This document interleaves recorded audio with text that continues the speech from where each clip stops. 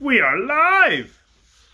We are live for another chapter of The Lost Princess of Oz. I do hope many of you went over to my dad's profile last night and were like, happy birthday, Gary Spall. Because, the man needed to hear happy birthdays. But we are back for chapter 25, the next to last chapter of The Lost Princess of Oz. It's called the Penultimate Chapter, because penultimate means next to last. And it's a fancy word, and I like using the fancy words. Chapter 25 is entitled Ozma of Oz, who you'll recall we found yesterday in Button-Bright's pocket. Yes, that was a weird sentence. You're allowed to laugh. Chapter 25. "Oh, it's funny," said Toto, standing before his friend the lion and wagging his tail. "But I've found my growl at last. I'm positive now that it was the cruel magician who stole it." "Let's hear you growl," requested the lion. "Grrr," said Toto. "That's fine," declared the big beast.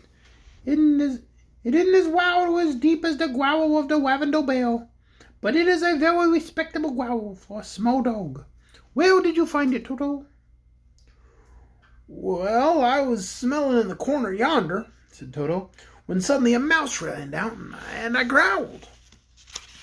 The others were all busy congratulating Ozma, who was very happy at being released from the confinement of the Golden Peach Pit, where the magician had placed her with the notion that she could never be found or liberated. "And only to think," cried Dorothy, "that Button-Bright had been carrying you in his pocket all this time we never knew it."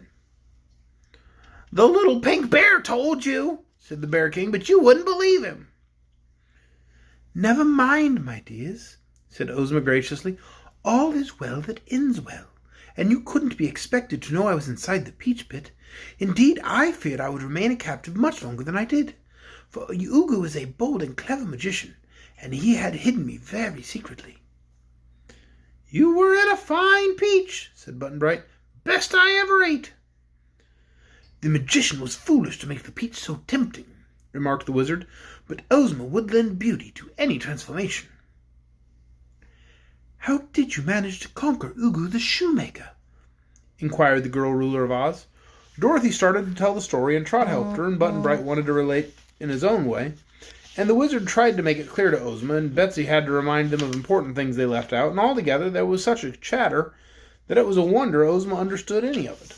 But she listened patiently, with a smile on her lovely face at their eagerness, and presently had gleaned all the details of their adventures. Ozma thanked the Frogman very earnestly for his assistance, and she advised Cake the Cookie Cook to dry her weeping eyes, for she promised to take her to the Emerald City and see that her cherished dishpan was restored to her. Then the beautiful ruler took a chain of emeralds from around her own neck and placed it around the neck of the little pink bear. "Your wise answers to the questions of my friends," said she, "helped them to rescue me. Therefore, I am deeply grateful to you and to your noble king." The bead eyes of the little pink bear stared unresponsive to this praise until the big lavender bear turned the crank in its side, when it said in its squeaky voice, "I thank your majesty." "For my part," returned the Bear King, "I realize that you were well worth saving, Miss Ozma, and I am so much pleased that we could be of service to you. By means of my magic wand, I have been creating exact images of your Emerald City and your royal palace, and I must confess that they are more attractive than any place I've ever seen, not excepting Bear Center." "I would like to entertain you in my palace," returned Ozma sweetly, "and you're welcome to return with me and to make me a long visit, if your bear subjects can spare you from your own kingdom."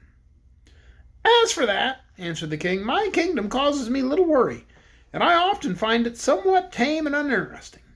Therefore, I'm in no hurry to return to it, and be glad to accept your kind invitation. Corporal Waddle may be trusted to care for my bears in my absence." "And you'll bring the little pink bear?" asked Dorothy eagerly. "Of course, my dear, I would not willingly part with him." They remained in the wicker castle for 3 days, carefully packing all the magical things that had been stolen by Ugu, and also taking whatever in the way of magic the shoemaker had inherited from his ancestors. "For," said Ozma, "I have forbidden any of my subjects, except Glinda the Good and the Wizard of Oz, to practice magical arts, because they cannot be trusted to do good and not harm. Therefore, Ugu must never again be permitted to work magic of any sort." "Well," remarked Dorothy cheerfully, "a dove can't do much in the way of magic anyhow, and I'm going to keep Ugu in the form of a dove till he reforms and becomes a good and honest shoemaker." When everything was packed and loaded on the backs of the animals, they set out for the river, taking a more direct route than that by which Cake and the Frogman had come. In this way they avoided the cities of Thi and Herku and Bear Center, and after a pleasant journey reached the Winky River and found a jolly ferryman who had a big fine boat and was willing to carry the entire party by water to a place quite near to the Emerald City. The river had many windings and many branches, and the journey did not end in a day, but finally the boat floated into a pretty lake which was but a short distance from Ozma's home.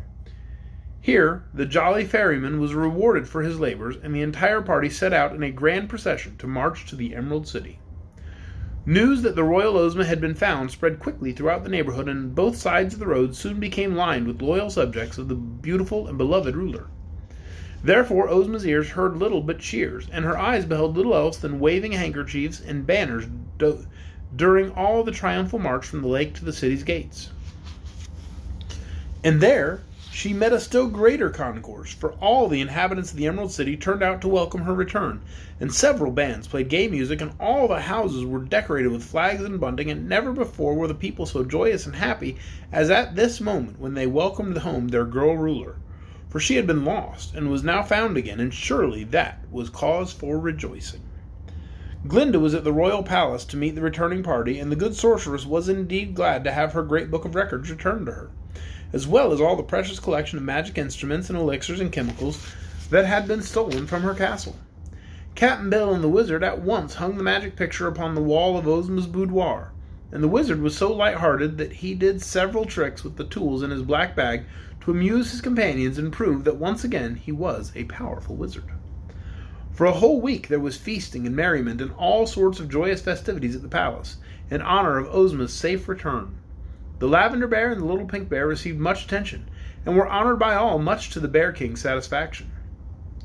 The Frogman speedily became a favorite at the Emerald City, and the Shaggy Man and Tick-Tock and Jack Pumpkinhead, who had now returned from their search, were very polite to the Big Frog and made him feel quite at home.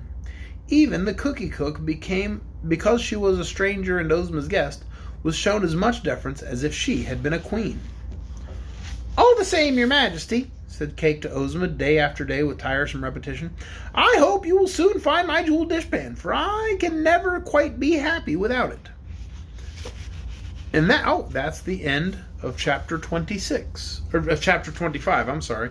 Chapter 26 will be tomorrow night, the final chapter of The Lost Princess of Oz. We finish this book tomorrow night with chapter 26, Dorothy Forgives. I do hope you'll join us then, 8 o'clock tomorrow night, right here on Facebook Live.